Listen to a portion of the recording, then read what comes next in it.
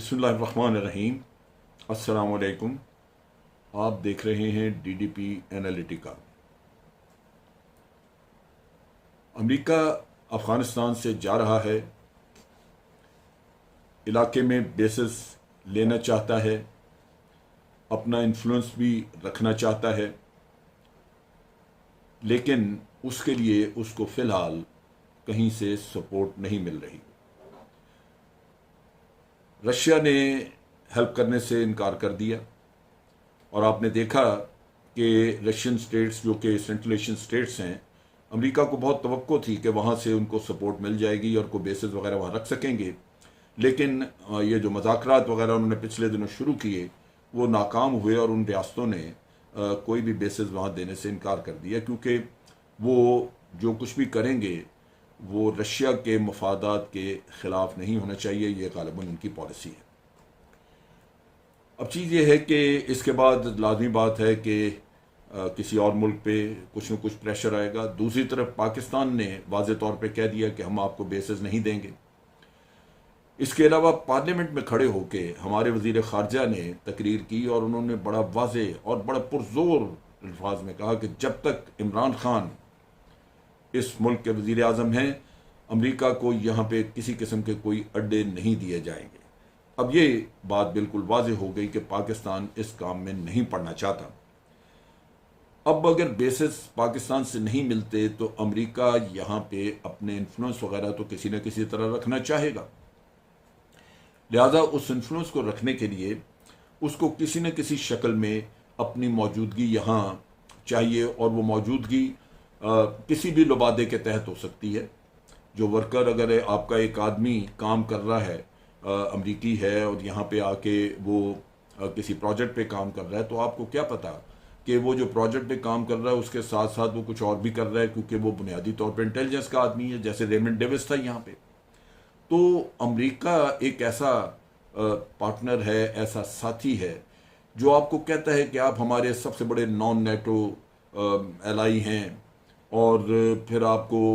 वो अपना strategic partner भी कहता है, बहुत कुछ कहता है, लेकिन सब कुछ अपनी मर्जी से करता है जिसमें पाकिस्तान के मफादात या पाकिस्तान के सिक्योरिटी इंटरेस्ट का कोई ख्याल नहीं रखा जाता। ये वो चीज़ है जहां आके आपने अमेरिका के बारे में सोच विचार करनी है कि उनके साथ ताल्लुक हो कैसा। ये बड़ा ज़रूरी है कि जब आप अमेरिका से ताल्लुक लें और वो आपको कोई चीज़ ऑफ़र करे, जैसे अभी हमारे national security adviser Moeed Yusuf की बातचीत हुई जिनेवा में, तो कहने को बहुत कुछ अमेरिका ने कहा होगा, हम आपके लिए ये भी कर देते हैं, वो भी कर देते हैं, लेकिन ये सारी चीज़ें बुनियादी तौर पे आपको फंसाने के लिए होती हैं। वक्ती तौर पे फ़ायदा ज़रूर मिलता है, लेकिन ये आपको किसी न किसी तरह अपने साथ इन्वॉल्व कर लेने का तरीका होता है, और उसके बाद फिर असल गेम शुरू होती है। अब आप यूँ देखिए कि जब अफ़गानिस्तान में अमेरिका आया, उसी ज़माने में अमेरिका ने तजवीज़ रखी थी कि हम आपके जो बॉर्डर एरियाज़ हैं जहाँ पे टेररिज्म है, जहाँ से ये टीटीपी उठी और ये इस तरह के लोग वहाँ पे काम कर रहे थे, हम इन इलाकों में हम मुख्तलिफ़ किस्म के इंडस्ट्री लगा देते हैं, मुख्तलिफ़ जोन्स बना देते हैं, जिनको उन्होंने नाम दिया था उनका ये जो इकोनॉमिक जोन्स उन्होंने बनाने थे। और ये इकोनॉमिक जोन जो हैं ये ख़ास तौर पे रिकन्स्ट्रक्शन के लिए थे, कि चूँकि ये इलाके जो हैं ये जंग ज़दा रहे हैं अफ़गान जहाद के वक्त में भी, और यहाँ पे अगर रिकन्स्ट्रक्शन हो जाती है और आवाम को कुछ फ़ायदा पहुँचता है, माली तौर पे तालीम बढ़ती है, अवेयरनेस आती है, तो वो दहशत गर्दी की बजाय माशी कामों की तरफ तवज्जो देंगे। लेकिन उस ज़माने से लेके आज दिन तक इस पे फिर कोई बात ना हुई, कभी कोई काम ना किया गया। और अब जब अमेरिका जा रहा है यहाँ से, तो उन्होंने ये शोशा छोड़ा और अपने सेनेट में उन्होंने एक, दोनों पार्टियों ने मिल के, हुकूमती और अपोजिशन पार्टीज़ ने मिल के एक बिल पेश किया। आप सोचिए कि कितना इत्तफाक़ राय है उस पर, कि पाकिस्तान और अफ़गानिस्तान के बॉर्डर एरियाज़ में अमन रखने के लिए और वहाँ की तरक्की के लिए हम चाहते हैं कि वहाँ पे इकनॉमिक डेवलपमेंट की जाए, और ये माशी तरक्की जो की जाए इसके लिए वही रिकन्स्ट्रक्शन जोन्स बनाए जाएं, और रिकन्स्ट्रक्शन जोन्स में कुछ इंडस्ट्री लगाई जाए जो कि पाकिस्तान और अफ़गानिस्तान के बॉर्डर के इलाकों में माशी तरक्की का बायस बने। लेकिन इसका जो वो अपनी जस्टिफिकेशन के तौर पे बिल में जो वजह दे रहे हैं वो ये कह रहे हैं कि हम ये चाहते हैं कि इन इलाकों में अमेरिका का इन्फ्लुएंस मौजूद हो, यहाँ पे जितनी भी माशी तरक्की हो वो लोग समझें कि अमेरिका की वजह से हो रही है, और फिर यहाँ पे अमेरिका की एक तरह से सफारती जो कोशिशें हैं वो कामयाब हों, सफारती ताल्लुक वगैरह बढ़े, यानी अवाम में अमेरिका की पजीराई वहाँ पे शुरू हो, और फिर यहाँ पे उनके नुक्ता निगाह के मुताबिक पॉलिटिकल स्टेबिलिटी आए, और वो स्टेबिलिटी ऐसी हो कि यहाँ पे दहशतगर्दी वगैरह या दहशतगर्दी करने वाले ग्रोह न पैदा हो सकें।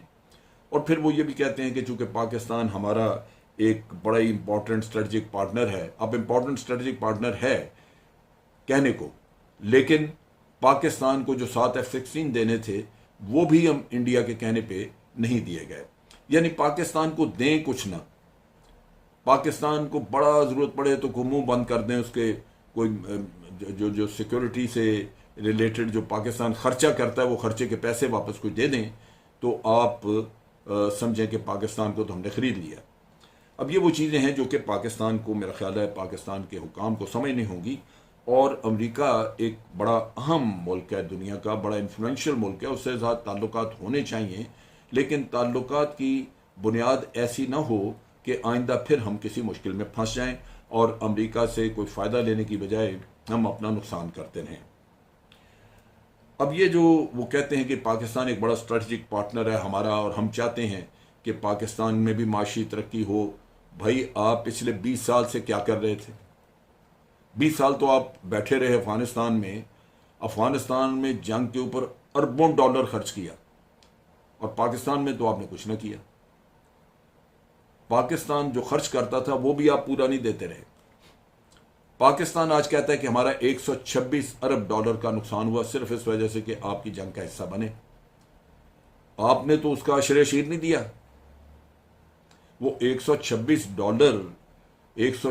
अरब डॉलर का जो नुकसान हुआ है वो बुनियादी वजह है जो आज पाकिस्तान की माशियात का हाल बुरा है। कता नज़र इसके कि हमारे हुक्मरानों ने भी बहुत गलत काम किए हैं, लेकिन भारसूरत दहशतगर्दी ने जो तबाही मचाई वो भी 126 बिलियन डॉलर को थोड़ा है। आज पाकिस्तान के ऊपर 110 अरब डॉलर का कर्जा है, और हमारी कमर टूटी हुई है उस कर्जे की वजह से, जो बैरूनी कर्जा है। तो ये वो चीज़ है जो कि हमें देखनी है कि आप यहाँ बैठे थे उस वक्त तो आपने कुछ नहीं किया, अब आप अगर यहाँ पे कुछ करना चाह रहे हैं तो लाजमन इसके पीछे मकासद कुछ और है। अब चीज़ ये है कि इसको सिर्फ उन्होंने इसी तरह नहीं रखा कि ये बग़ैर किसी शर्त के हर चीज़ वो आपको बांध के करते हैं, यानी आपको हिलने नहीं देते। आप यूं हिले तो वो कुछ और कर देंगे, अगर इधर हिले तो कुछ और कर देंगे। ये वो चीज़ है जिस पे उन्होंने कहा कि हम कुछ शराइत भी रख रहे हैं, यानी लालच आपको दे दिया कि आपकी माशी तरक्की होगी, आपके फाटा के इलाके डेवलप होंगे, लेकिन शराइत में यह है कि सबसे पहले तो आप हमें मुतमईन करेंगे, यानी अमेरिका को आप मुतमईन करेंगे कि यहाँ पे जो इंतज़ामात किए गए हैं वो इस तरह के हैं कि वहाँ पे करप्शन नहीं हो सकेगी। करप्शन अफ़गानिस्तान में बेपनाह करप्शन हुई है, अब 20 साल वहाँ उस करप्शन के साथ जिंदा रहे वहाँ पे।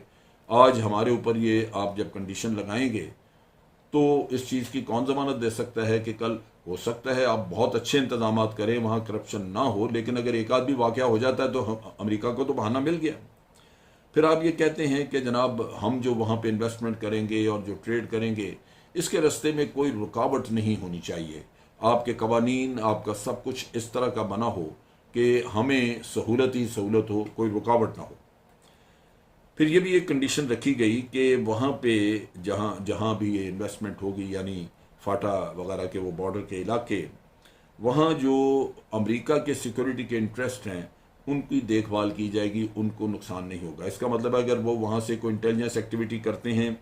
या वो अपने नेशनल सिक्योरिटी के कोई मामलात वहाँ से चलाते हैं तो पाकिस्तान उस पर एतराज़ नहीं कर सकता। वो यही कहा जाएगा पाकिस्तान को कि चूँकि अमेरिका चाहता है, अमेरिका का ये कहेगा कि चूँकि हम चाहते हैं कि यहाँ से अमेरिका के ख़िलाफ़ कोई दहशतगर्दी ना हो, तो इस वजह से हमें ज़रूरत है कि हम यहाँ पे बैठ के तो ये भी काम करें। सो पाकिस्तान उस पर कोई एतराज़ नहीं कर सकेगा, पाकिस्तान को वो सहूलत मुहैया करनी होगी। फिर दोनों मुल्कों को, पाकिस्तान और अफ़गानिस्तान को, दोनों को ये गारंटी देनी होगी कि यहाँ पे ह्यूमन राइट्स की कोई वायलेशन नहीं होगी, और अगर कोई कवानीन ऐसे या कोई ऐसी चीज़ चल रही है वहाँ पे, जैसे कोई जरगे होते हैं या कोई ट्राइबल ट्रेडिशंस होती हैं, तो वो भी ख़त्म कर दी जाएंगी, वो नहीं होगी,